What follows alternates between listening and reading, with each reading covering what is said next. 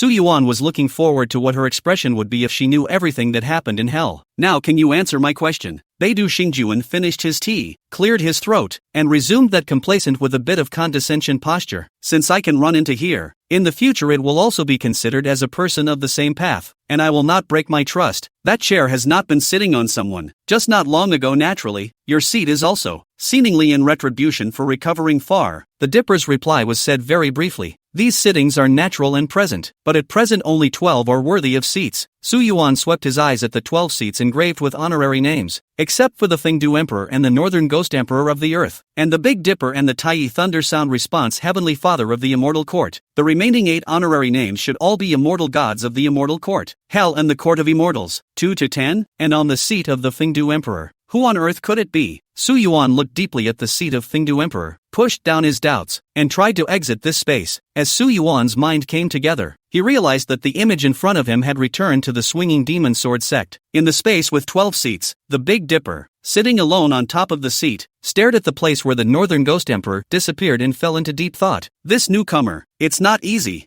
Yuan easily removed the mask of the Northern Ghost Emperor. This mask rather made Yuan discover an unexpected gain. It also gave Yuan many new ideas, such as how to utilize that side of space to cross the orbit of the star opinion. It was just that he was not in a hurry. The Beidou star monarch in that space. Yuan did not know her true details. In terms of what Yuan had experienced, there were bound to be all sorts of games between those who wore the masks of the immortal gods. He would either have to trade directly from them for a way to cross the orbits of the star opinions, or figure it out on his own. But what made Yuan care more was the meaning behind these immortal god masks. These people had gotten the masks of the ancient immortal gods, and they had also gotten the inheritance. So did that mean that the originals of these ancient immortal gods had died? This kind of hidden secret was unknown to Yuan now. As for the inheritance, strangely enough, Yuan did not obtain any inheritance from the Northern Ghost Emperor's mask from the hell. This point, Yuan also planned to enter the mask space later to ask Beidou Star Monarch. Sometimes, dealing with people is like fishing. The line cannot always taut and cannot always loose. The only appropriate tension, the fish will be exhausted. When the fish no longer have any bottom, it is good to harvest. Especially someone like Beidou Star Monarch who wanted to find out certain hidden secrets from Yuan. For the rest of the day, there were only a few elders who visited the door, and Yuan almost had to call himself a brother, not posing as an elder in the slightest.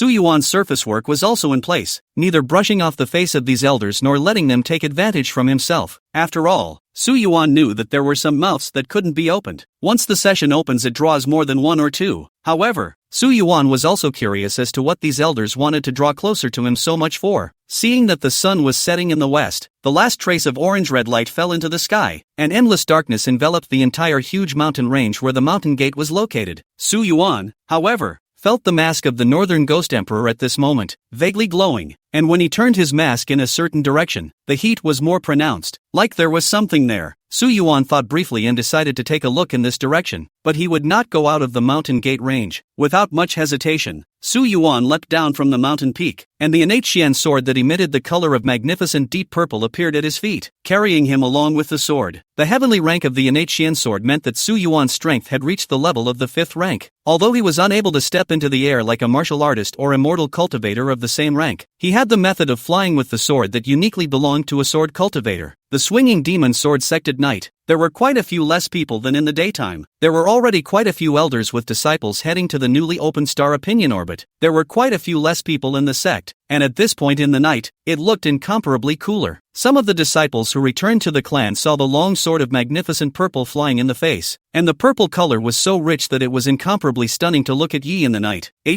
A heavenly ranked Xian sword? Whose disciple is this? Such a rich color. Still the first time I've seen it. The purple color that gushed out from my sword when I entered the heavenly stage back then was probably only so little as the edge of his sword. TSK, another personal disciple of whichever elder in power, right? Alas, did you guys pay attention to the vision a few days ago? Didn't you say that it was the vision of a certain palace master's air-level genius when he made a breakthrough? The purple rainbow under Su Yuan's feet flew extremely fast, pulling away from these returning sect disciples as they staggered, and gradually, Su Yuan realized that if he continued to fly on, he would be about to leave the range of the inner sect and come to the outer sect. Peering into his arms, the heat on the mask was still increasing, clearly not reaching its destination. At the junction zone of the inner and outer sects, a group of patrolling disciples stopped Su Yuan, who was riding a long purple rainbow. Seeing Su Yuan's face, the patrol disciples who were quite unfamiliar with it were a bit strange, but the long swords under Su Yuan's feet that were so colorful that they were dazzling made them not dare to be slow. Tianguan Palace. Su Yuan. Su Yuan gave his name and was about to pull out the palace master's personalized token that the two palace masters had personally handed over to him not long ago. Unexpectedly, upon hearing Su Yuan's name, the patrol disciple immediately changed his face to a solemn face that he had heard about you for a long time. It turns out to be Master Su Yuan. My master often rambles in my ears about the outstanding talent of Master Su Yuan, like the white moon among the fireflies, and I can't wait to take him as a disciple, so please forgive me for disturbing you on our first meeting. The oldest leader of that patrol disciple arched his hand and made a gesture of invitation. Is your master? Su Yuan couldn't help but ask. My master, Tianguan Palace Law Enforcement Hall Master Yi Xian, and Elder Wan are also close friends, the older leader said smilingly. Su Yuan, oh, so it was one of his own. He remembered the day in front of his residence, a kindly-looking old man who said he was in charge of the law enforcement team. Su Yuan exchanged greetings with the leader of the patrol and called him senior brother, intending to continue advancing towards the outer gate. Before leaving, the leader of the patrol spoke out and urged, Master Su better be careful if he wants to go out of the sect. The towns under the mountain are not too peaceful lately. Su Yuan nodded his head and returned the salute. Thank you for informing senior brother. I will keep an eye out. Saying so, he continued to set up his sword and flew towards the outer gate's range, flying to the boundary of the outer gate, which also passed by the small courtyard where he lived in the beginning. Now looking down from the air, Su Yuan's heart gave birth to a different flavor. Calculating the time, at the age of 16, he entered the sect, stayed in the outer gate for 2 months, opened the simulation, experienced things that were almost unimaginable in several lifetimes of normal people, and so far, almost 2 years had passed. 2 years from an outer disciple with mediocre talent to become a heavenly ranked disciple at the level of the palace master's heir. To say it's a godsend is an understatement. Thinking about the period, Su Yuan found that gradually under the feet is no longer rolling mountains. The terrain is more and more gentle. The foothills of the mountains in front of you can already see the successive pieces of the city arranged in order. After an unknown number of millennia of reproduction, the swinging demon sword sect had also developed a rather large mortal city outside its mountain gate. Chapter 139. No one would really dare to cause trouble, right? When Su Yuan had not yet become a disciple of the swinging demon sword sect, he also passed through these cities and pools, and lived in them for a period of time, waiting until the swinging demon sword sect unitedly opened the mountain gate to recruit disciples before he killed his way out of the thousands of people to become a member of the outer disciples. Therefore, Su Yuan was still quite familiar with these cities. The city is divided into these main categories. One group of people who came to join the clan but failed to pass the screening process settled down in the city and gradually took root in the area, got married and had children, expecting a certain generation of descendants to pass the screening and be chosen to join the clan, even if it was only an outer disciple, was a great event to honor the clan. There was also a category of offspring left behind by disciples within the sect, most of which were outer disciples who were unable to pass the Sword Gate Mountains examination to become inner disciples, and were an outer disciple for the rest of their lives, and could enjoy extremely limited treatment. These types of people were often stuck at the peak of the human rank, slow to take the final step. Then one reaches middle age. Looking at the companions who joined the sect together in the past, All of them have become inner sects as early as 10 or 20 years ago. The same are all middle-aged people, but they still maintain the posture of their youth. Spirited, and scenery is infinite. Seeing that he was about to waste his life, he had to accept the reality of marrying a mortal wife and having a family and children in the nearest place outside the mountain gate. To the outside world, you can still call yourself a disciple of the swinging devil sword sect, which is a great way to save face, and then it's time to pin your hopes on the next generation. It was hoped that future generations of children and grandchildren would be able to break through their limits as outer disciples and enter the inner sect. However, the vast majority of them were passed down from generation to generation and were reduced to ordinary mortal families with no natural talent. Outside of the mountain, he remembers the glory of his ancestors in the past and looks forward to the day when he will produce another descendant who will join the clan. There is also a category of families of elders or disciples who have accomplished cultivation and have lived long enough to often take multiple mortal wives. The children and grandchildren born also had no right to live within the swinging demon sword sect, so they could only be spread out among the successive cities at the foot of the mountain. However, they had enough descendants and a huge family system, plus these people themselves had a certain weight within the clan, being able to send their clans elected Tian Ji to the clan, not to mention how much they had achieved. It was no problem to enter the inner sect. Carrying on like this, these families were also the most powerful in the mortal cities. It was even more of an object for those mortal families to flatter and please, hoping that through the elders' connections they could send their children and grandchildren into the swinging demon sword sect. Initially,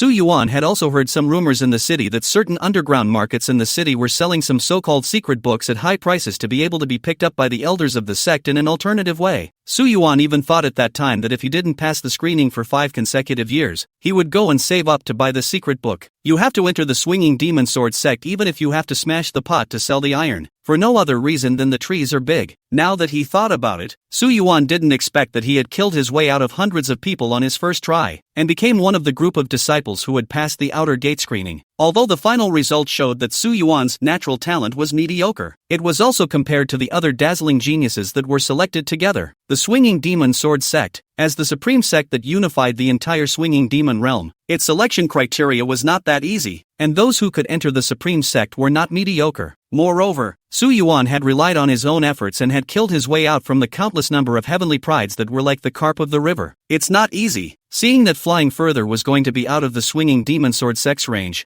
Yuan stopped in the air, looking down at the pale land lit up with 10,000 lights. The heat of the mask in his arms was still rising, not stopping. Once Yuan turned around, the heat of the mask dropped. Is it still ahead? Further on, you'll be in the city. As far as Yuan knew, there should also be a 7th rank elder stationed in every city, and even if it was not the mountain gate of the swinging demon sword sect, no one would dare to cause trouble in the vicinity. Just as Yuan lowered his height from the air, intending to enter the city on foot, he realized that he seemed to have overthought things. Not far away in the dense forest, 2 men in black dragged a constantly shrugging wrapped in strips of black cloth, which was dressed, a look of trouble. Yuan and the 2 black-robed men stared wide-eyed while the long black cloth that moved around twisted even more. Before Yuan could take the lead, the 2 black-clothed men looked at each other and immediately dropped the long black cloth they were dragging, turning towards Yuan in a grim manner. Now that you've seen it, you don't need to say much. You understand what happens. Alas, you outer disciples, don't properly cultivate. What are you doing running around? Do you really think that you're topping the identity of a sword sect disciple and that everything is alright? A small sword appeared in front of each of the 2 men in black. At a glance, Yuan could tell that it was an innate Xian sword that could only be practiced by the swinging demon sword technique, and there was a faint purple light emanating from these 2 swords, blossoming with a surfeit of light under the night moon. Yuan's expression couldn't help but be a little surprised. The 2 black-clothed men seemed to have expected it. You wouldn't have thought we were soft at first. Don't blame us. Remember that in your next life when you're reincarnated, and then just die here for no apparent reason. Yuan was surprised and then sighed slightly. He was amazed but that 2 disciples who had reached the heavenly stage would do such a thing in such a place. It's really hard to understand. With a mischievous sound, the sound of an unprovoked sword roar resounded from all directions, echoing in the ears of the 2 black-clothed men. The heavenly ranked innate Xian swords that they had just displayed were trembling as if they were about to be sucked away amidst this unprovoked sword chirping sound. In their damned looks, the young man on the opposite side, in his hand, there was an additional Xian sword with a purple light so exuberant that it was like daylight. Chapter 140, Sect Protector Formation opened. In contrast, their own native arcane swords in front of them were candles lit in the daytime. the glowing fire. Dare to compare with the sun and the moon? Su Yuan just lightly waved his intrinsic Xian sword, and the long sword with lush purple light flew out in the blink of an eye, piercing through the two black-clothed men. Before the horror in their eyes had fully dissipated, a slit had penetrated through their chests. As for the original Xian sword that passed through the gap, it was not even stained with a trace of blood, and made a deft turn in midair and returned to Su Yuan's hand. The gleam in the eyes of those two black-robed men gradually faded, turning into two stiff corpses that fell straight down. Seemingly hearing the sound of flopping down, the black cloth figure that was wrapped up into the sky was too scared to move until Su Yuan lightly chopped through with a sword and the black cloth was separated from the center, revealing the figure in it. As he watched the black cloth split in two from it, the silhouette in it was not damaged at all. It was a dazed boy, fear still lingering on his face, and the first thing he saw after the cloth binding him was chopped away was the two straight bodies before him. His mouth opened wide in an instant, and he was about to scream out in fear, but the next instant he was stopped by the sword in Su Yuan's hand, and his voice got stuck in his throat. Su Yuan just stood still and looked at him, without the slightest intention of going forward to help the boy. Next, I ask you to answer. Su Yuan wanted to figure out the current situation as fast as possible. Where do you come from? The boy also looked extremely fearful, in the face of Su Yuan's question, although muddled and unclear where he was, but still answered, I come from a small village by the side of the swinging demon sword sect, and the village is called Little Cow Village. The people in the village all say that we are the descendants of an immortal within the swinging demon sword sect. Let us all follow his example in striving to enter the swinging demon sword sect. The tattered linen clothes on the boy's body seemed to be corroborating his words, and the thinly dressed boy trembled under the moonlit night as he continued, I just want to enter the swinging demon sword sect. I didn't want to get everyone killed. I didn't know that the immortals in the swinging demon sword sect would be like this. The boy became more and more agitated and scratched his head. Su Yuan, however, frowned, finding it difficult to make proper sense of the boy's illogical babbling. Calm down, speak slowly. Su Yuan gently drank, falling on the boy's ears, but it was like thunder from a clear sky, instantly pulling his attention back. The boy looked at Su Yuan in a daze, especially landing on the long sword in Su Yuan's hand that was bubbling with exuberant purple light, and asked, Are also an immortal from the swinging demon sword sect? Su Yuan put away his origin Xian sword and shook his head. This is not about you. You only need to make things clear. The boy looked again at the fallen bodies in front of him, the sword wounds running through their backs matching the sword in the hands of the immortal youth in front of him. Immortals. The immortals in the swinging demon sword sect aren't all like them, are they? There are also ones like you. If only I could have recognized them earlier, so I wouldn't have brought them back to the village, and I wouldn't have watched them cook the whole village, boiled. The boy crouched helplessly on his knees, his hands clawing hard into the dirt, leaving deep marks. Su Yuan's frown deepened, and just as Su Yuan was about to ask for more clarity, a sound came from above his head. The old thing is really playing his own game, hiding the candle oil secretly. Can't help it, now I have to rely on the old thing to get things done. A gloomy voice that felt inexplicably cold upon hearing it and did not seem like it could be found on Earth, and a youthful voice that had been masked and was somewhat unnatural sounded successively. Two figures appeared above Su Yuan's head. One stands in the air in vain, without the aid of anything. One stepped on the sword. A sorrowful voice came out from the figure standing in the air, and Su Yuan's gaze touched his face, and he was slightly condensed. The shadowy figure, hunched over, hands behind his back, and on his face, a half-black, half-white mask engraved with a hideous grinning face, and the figure stepping on the sword beside him was similarly wearing a mask on his face, only that mask was extremely monotonous, without any colors or patterns. However, what puzzled Su Yuan was that these masks, all of them, had a similar nature as the Beidou Star Monarch's mask, that is to isolate all probing. The strength and appearance of the person behind the mask are all hidden under the mask. The half-black, half-white hideous smiling face placed its sight on the two of them, Su Yuan and the boy. But since I discovered it, this candle oil will still be recycled by me. Seeing him raise his head, Su Yuan also reacted at the same time. But in the next instant, Su Yuan realized, this guy is a 7th order powerhouse. The power between heaven and earth was like a waterfall falling from a height of 10,000 meters, squeezing towards Su Yuan. And incidentally, the boy in front of Su Yuan was directly ingested into the hands of the man with the black and white smiling face. Both happened at almost the same time. Being able to die under Lord Earth Envoy is also considered your good fortune, so I can't help but see if you have the qualifications to become a candle oil again. And incidentally, Lord Earth Envoy will be able to arrange a good place for you after your death. The masked youth who stepped on the sword swept his eyes at the two fallen corpses on the ground, and an unclear color flashed under his eyes. Looking again at Su Yuan, who was alone at the bottom, a hint of admiration and then regret surfaced in the masked youth's eyes. This person, killing 2 heavenly ranks by himself, is very powerful. Still so young. However, its strength is still not more than the 7th order. In front of the Earth Ambassador Lord is just an ant. It is a pity. The masked youth was well aware of the difference between the 7th order and the 7th order below. The two, a heaven and a earth, almost incomparable. Just as he and the Earth Envoy Lord beside him thought that the person underneath should have become a lump of meat paste under the 10,000 meter waterfall-like extrusion of heaven and earth's power. But when the heaven and earth's power dispersed, they were shocked to find that the person stood intact in the same place. The only difference is, the man at the bottom, where he stood, took half a step backward. Su Yuan sighed helplessly as he looked at the boy who was caught in the hands of the black and white smiley mask. He can't take care of both. Su Yuan meanwhile reached into his bosom and touched a token, which vaguely implicated the majestic power hidden underground. In the next instant, in front of Su Yuan, a wall of golden radiant light rose up. Not only that, the entire mountain gate of the swinging demon sword sect, the vast mountain range, all rose a golden glow wall of light that encompassed the swinging demon sword sect. The young man who was standing on the sword tilted his head violently at the huge formation that was illuminating the sky almost to the point of disbelief, almost falling off the sword with a lurch of his body as he repeatedly looked at it and looked at it again and again before he finally made sure that he hadn't seen it incorrectly. Swinging Demon Sword Sect's Protector Formation, directly turned on? Chapter 141, He is Su Yuan. Not only is the sword-stepping youth stunned, the black and white smiling face of the gloomy guy also changed greatly. Impossible. This formation is a 6-party immortal meter array improved.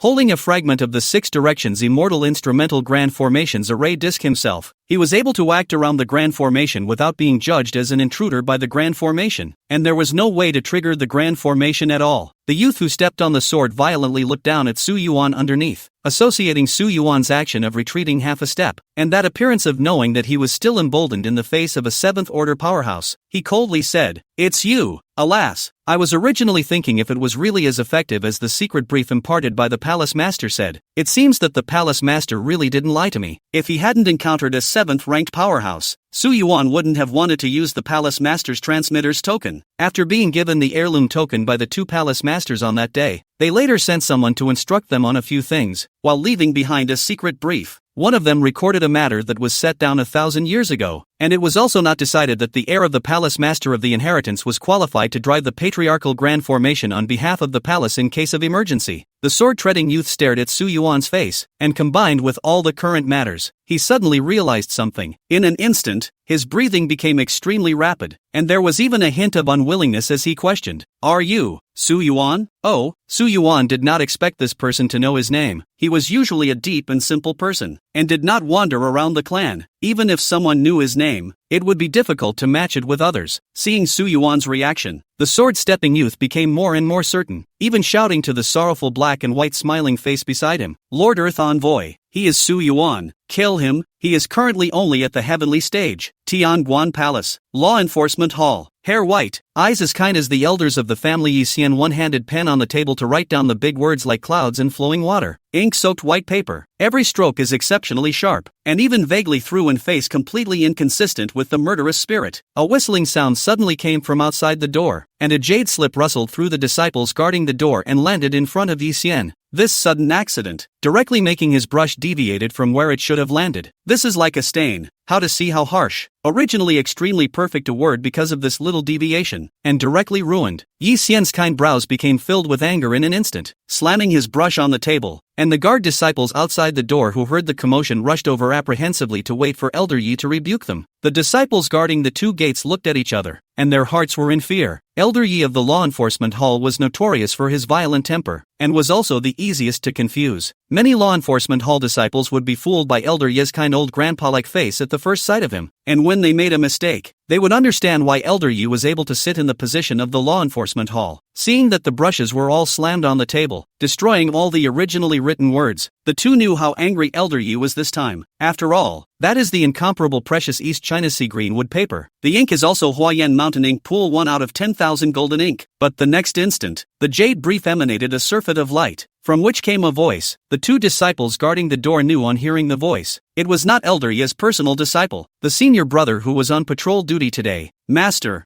Su Yuan is in trouble. Come quickly." The anger on Yi Xian's face instantly disappeared without a trace. What appeared instead was an unprecedented grimace. The 2 disciples who stole a glance at Elder Yi were like falling into a deep cold just by taking a glance. "Get me the 16 protectors of the Law Enforcement Hall and the patrols under their names whether they're on duty or not." I want them to show up immediately right away. Go quickly. Also, call Du Cheng of the Alchemy Hall, Shu Li Bai of the Foreign Affairs Hall, and those old things on guard at Tianguan Palace." The two disciples couldn't help but have their scalps numb as they listened to the string of names. What is it? These, however, were all famous elders of Tianguan Palace, counting as half of the current Tianguan Palace. Axis Palace, Sword Furnace. Lei Xian was drinking wine warmed by the fire with the old man who was guarding the sword furnace, while at the same time letting his eyes look towards the two standing huge golden halls not far away. "Elder Shang, you have the best view here. Apart from the main peak, there are few that can compare to this mountain of yours. Hey, after all, are begging me to forge the sword, which cannot give some benefits. Small Thunder, your sword is not in a hurry. In my opinion, half immortal sword metamorphosis immortal sword road is not good to go. Might as well reforge a hand." Lei Xian couldn't help but fall silent, perhaps stimulated by certain people. The thoughts that were originally deep in his heart became eager. He gently stroked the sword that was placed on the table. "Other than this sword, I don't want any other immortal swords." The old man guarding the sword furnace shook his head and said no more. Suddenly he noticed that the distant Tianguan official palace had instantly become crowded with people and lights, and there were even a large number of disciples assembled. The old man muttered, "Are those old nobodies from Tianguan Palace crazy in the middle of the night? Could it be that they want to revolt?" Lei Xian smiled and did not say anything. The two palaces of Tianguan Earth Axis have always been at odds. There is no need to care about it, and he had no intention of caring about Tianguan Palace's affairs, and continued to drink his own wine. Some hurriedly traveling royal sword disciples flew by the side of the mountain, and the old man casually pulled one down and asked the panicked-faced disciple, "What's happening in Tianguan Palace? Why is it so noisy?" The disciple who was pulled down from the mountain roadside had an innocent face. Walking his own path properly was suddenly pulled down, but he didn't dare to talk back. He only dared to say, "Back to the elder. It seems that there is a disciple named Su Yuan who was killed by a devil." "Ha!" The old man always felt that the name Su Yuan was a bit familiar. Lei Xian instantly sprayed a mouthful of wine on the old man. The fireplace was just off to the side, and it nearly burst into flames and engulfed the old man. "What? Speak clearly." Lei Xian's roar almost drowned out the cacophony of the Tianguan Palace. The disciple who was pulled down stammered, I don't know. The first thing I heard seemed to be, Su Yuan is in trouble. Quickly save." Then I heard that Su Yuan was captured by a man, and then I heard that Su Yuan was killed by a male demon. In the very next instant between words, a golden wall of light rose from beyond the sky, almost illuminating the entire swinging demon sword sect. Chapter 142. Didn't I only call one person? The old man who had just been sprayed in the face by Lei Xian and was ready to start cursing couldn't care less about wiping his wine. Staring at the wall of light that spread for an unknown number of miles, his expression was incomparably astonished. "The protector formation opened?" The old man muttered again. "Except for the two palace masters and that one, almost no one has the right to take the initiative to open the big formation.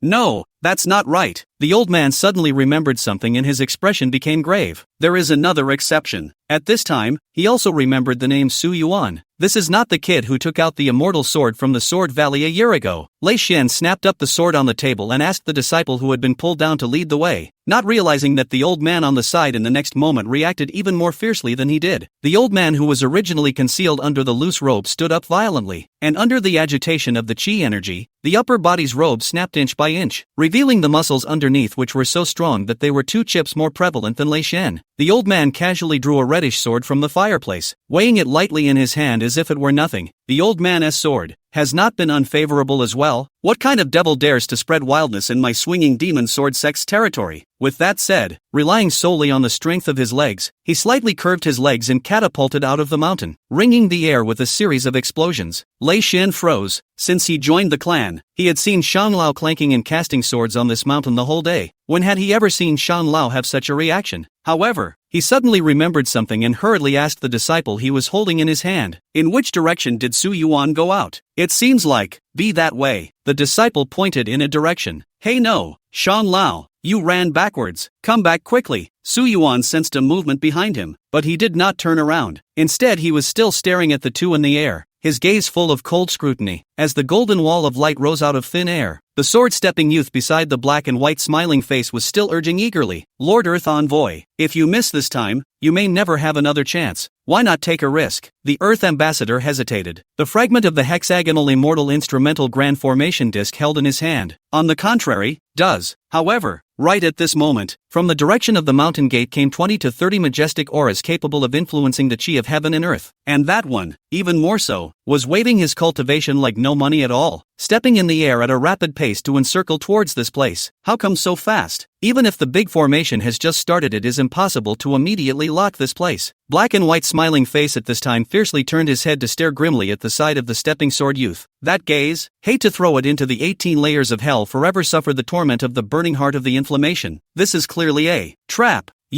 The sword-treading youth felt icy cold all over as he met this line of sight. He looked at Su Yuan in panic, and before he could open his mouth to explain, the black and white smiling masked sinister person grabbed his throat and lifted it up, and with the other hand, he carried the boy who had his whole body's movement sealed, and retreated violently towards the place beyond the mountain gate. The sword-stepping youth wailed out in pain, and his afterglow only caught a glimpse of Su Yuan standing unharmed within the wall of light. Moreover, Su Yuan's gaze never left on his own and Lord Earth Envoy's body. The scrutiny carried in that gaze caused the sword-stepping youth to rise in unease for no reason. After the two retreated, the two corpses that fell straight down on the ground also rose up in cold white flames for no reason, burning without even crumbs left, leaving only a little bit of charred and blackened burn marks. Su Yuan couldn't help but breathe a sigh of relief as he watched the two people who had come out of nowhere be forced back just like that. To be honest, the current pressure against a person of the 7th rank was indeed great for him, even when it was the Demon Lord World simulation, where he had reached the peak of the 6th rank after absorbing the death destinies of many people with his demon sword. He was only able to withstand a few moves from that Li Clan's old man, who had relied on his immortal nature to arrive at the 7th rank. The difference between the 7th and 6th orders was ultimately the difference between immortals and mortals. As the two men wearing masks retreated, Su Yuan felt toward the Northern Ghost Emperor mask in his arms and found that the heat on the mask also receded extremely quickly, and when the two had appeared earlier, the heat of the mask had reached a level that could be described as blazing, and could be clearly felt through the clothes. Su Yuan's face appeared indistinct. Is there an induction between the masks? At this time, the forest behind the rustling sound, only to see the previous bumped into the patrol. The leader with a young woman together appeared. Both of them were seen by Su Yuan in the patrol before. Su Yuan knew that they had no malicious intent and said, "Senior brother is quite elegant, bringing his senior sister for a private meeting in the forest at night. That leader is called No Kun." Hear Su Yuan so say. Face cannot help but appear embarrassed color. Su Yuan's senior brother, don't misunderstand. I see the direction you are heading. I intend to escort you for a while until you reach the mountain gate. I didn't expect to run into this before I even left the mountain gate. Su Yuan shook his head unconcerned, other than the fact that he had sensed the two men following behind him shortly after separating from the patrol. There's no harm in it. I appreciate senior brother's kindness. But the well-known group awkwardly went up and said, "See, when you landed and bumped into those two kidnapped people, I notified the master. This will be they should almost arrive." I thought. His own strength had already passed the heavenly rank, but the senior sister beside him was still a hair short of that, together with Su Yuan, who was new to the heavenly rank. Facing two heavenly ranks, it was true that there was no guarantee of stability. Su Yuan nodded in understanding. This senior brother Zhou is both Elder Yi's personal disciple and the leader of the patrol team. His status in the law enforcement hall is obviously not low. He is a thoughtful and steady person. Su Yuan turned his gaze to the place where the two fallen bodies had originally been a few paces away, and at this moment, there was only a little scorched black trace left there. Kun also looked over together and frowned. Sure enough. Oh, senior brother Zhou has seen it? Kun nodded. Remember when I reminded you earlier that it hasn't been peaceful outside lately? Referring to this? Well, more or less. Those who died were all scorched to death by the flames for no reason. Even the residue was not there. The divine sense was even none left behind. Disappeared without a trace. This incident is too horrifying. Even the elders could not find out the clues. All the current just have the law enforcement hall and the penalty hall people know about it. Searching in the dark. The well-known group did not hide anything to explain to Su Yuan. The elders suspect that can dare to do this kind of thing right outside the mountain gate of the swinging demon sword sect and still not be detected. Maybe. Xiao Yuan didn't say any more. Su Yuan had no qualms about saying it. Something went wrong internally? Yes, so just in case, the first time I notified the master, I did not expect senior brother means so powerful. A moment to solve the two heavenly rank. Then the duo that appeared after that was out of my expectation. Well, the mountain gate formation suddenly opened, but for senior brother to block the trouble. Otherwise, Non Kun smiled bitterly. Didn't say any more. If something happened to Su Yuan, according to master's violent temper, and the extent to which he was chanting about Su Yuan every day in his mouth, he definitely wouldn't have a good time. Just in the middle of the conversation, a dozen of air-breaking sounds came from above his head, and the well-known group tilted his head to look, and in addition to seeing his own master, He also saw a few majestic elder faces that were familiar to him in the past, then a fine count. Shocked to find that almost the current Tianguan Palace, more than half of the elders all came. There were even a few Earth Axis Palace elders who had seen but were not familiar with them. There was also that famous sword saint Lei Xian. The sky was still streaked with the sound of breaking air, and this group of people in front of him was still only the first batch. But the well-known group was a bit numb. Didn't I just call Master alone? Chapter 143. Who is the mastermind? Where are the people? Yi Xian's face was unprecedentedly serious. The usual kind face was not angry at the moment. Even the weapons inside their hands were already poised and ready to charge whenever they saw a target that didn't look right. The other elders all acted in a similar manner. One by one, their powerful divine sense swept around, but the end result was nothing. Master, Shao Kun hardened his head and greeted him. Luckily, the big formation suddenly opened, and Master Su Yuan is fine, or else. He gave the elders before him a general description of what had happened. Yi Xian felt a wave of fear after listening to the general description of what happened by the well-known group,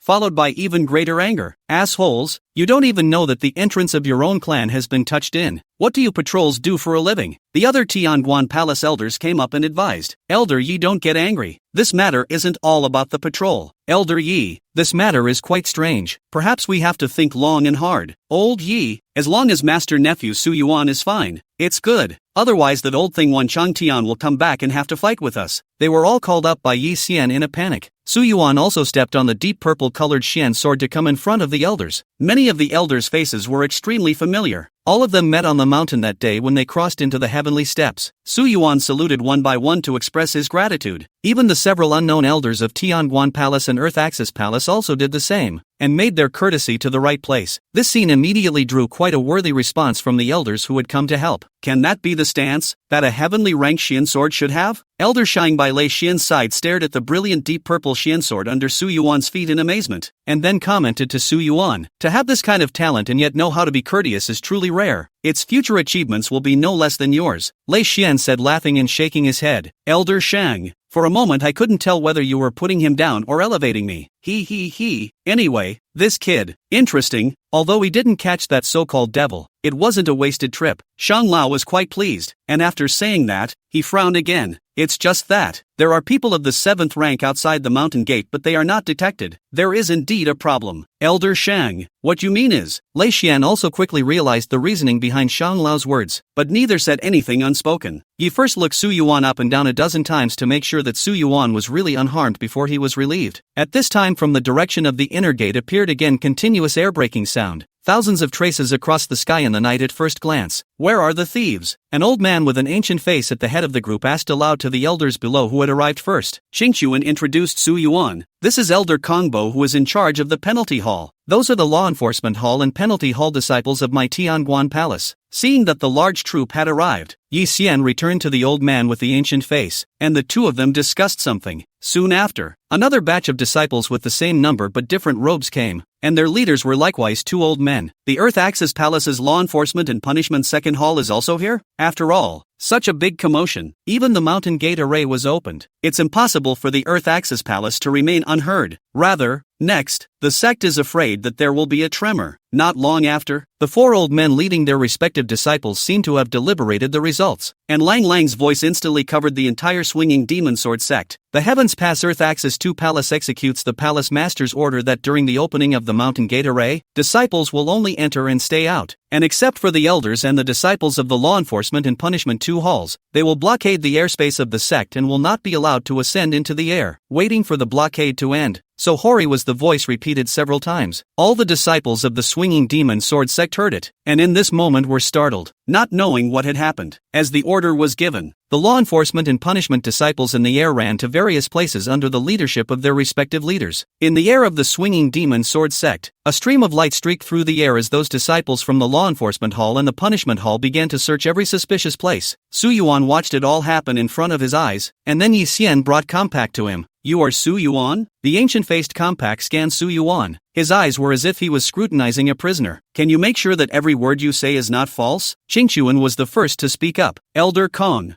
I was far behind senior brother Su Yuan at the time. I saw every single thing with my own eyes and can testify. Compact said coldly, Who knows if you're in cahoots, and testifying is just another lie. Although Yi Xian had previously scolded his disciple, but those words were not said to scold him. Now that he heard Compact doubting his disciple so much, that violent temper instantly came up. Old man Kong, I've told you the origin of the matter. Aren't you doubting me by doubting my disciple? Compact returned with a stern face. What you said was all learned from your disciples. Although you are an elder, you may also be deceived due to your protective heart. This possibility is not non-existent. Even more extreme, what if you are the mastermind behind it? You first this night would have had a bad time. A good pair of words ruined, and people want to victimize the master nephew, and finally the devil did not catch and let go, and now you have to be the mastermind. Yi Xian couldn't bear it all at once. His snow-white beard and hair were windless, fluttering in the air, and the power of heaven and earth was accumulated in his hands, and for a moment the power of the surrounding heaven and earth could be utilized by him. Sweeping towards Compact, facing Yi Xian who made the first move, Compact just grunted coldly and blandly took the move, and the two of them just fought in mid-air. The two of them were going back and forth, and it was hard to tell them apart. In the end, he was persuaded down by several other Tianguan Palace elders. Kong Bo, who was stopped coldly, swept over Yi Xian, Qing Kun, and finally locked his eyes on Su Yuan. You all can't get off the suspicion until the matter here is investigated clearly. And what if the mastermind is you? Facing Kong Bo's scrutinizing gaze, Su Yuan, who hadn't opened his mouth, said something that startled everyone at this moment. Elder Kong? Chapter 144, Su, if you are the mastermind, in order to clear the suspicion, surely you have to find a way to reasonably add the incriminating evidence to other innocent people. Anyway, the evidence burned itself out, leaving nothing behind, and that Seventh Order powerhouse ran away. There is no evidence that can be used against him. Besides, although I don't know why the palace master's order is to block the mountain gate and send disciples to search the mountain, but this is undoubtedly a move to beat the grass to scare the snakes. If your accomplice does not know what accidents have happened over here, but you have to inform him in time so that he can hide earlier, but with so many pairs of eyes staring down, it is almost impossible to secretly send someone to inform them. So openly informing the whole clan has undoubtedly become the best reminder. Su Yuan continued. In this way, the clan's accomplices will only hide deeper and nothing can be found out. You not only shrug off the problem, but also smoothly shelter the clan's accomplices, killing two birds with one stone. Don't you think so, Elder Kong? Su Yuan's words were like a thorn in the heart of everyone around who heard them, driving them away. A trace of surprise appeared on Kong Bo's archaic face, looking at Su Yuan rather unexpectedly, not expecting a disciple to dare to openly contradict himself, saying that an elder was the ultimate mastermind with the tone of a locked-up prisoner. Seeing that many Tianguan Palace and even Earth Axis Palace elders had put their sights on themselves because of Su Yuan's words, Kong Bo coldly snorted and withdrew his astonishment, his face reverting back to its ancient appearance. Although he wasn't afraid of one Yi Xian, he would have to weigh many of them, although you as a disciple, but excluding the status. As far as things are concerned, you do have a point. I myself cannot rule out this suspicion. Compact was silent for a while and said, then, no one can exclude their own suspicion. In this case, I have palmed some evidence in my hands, able to prove myself.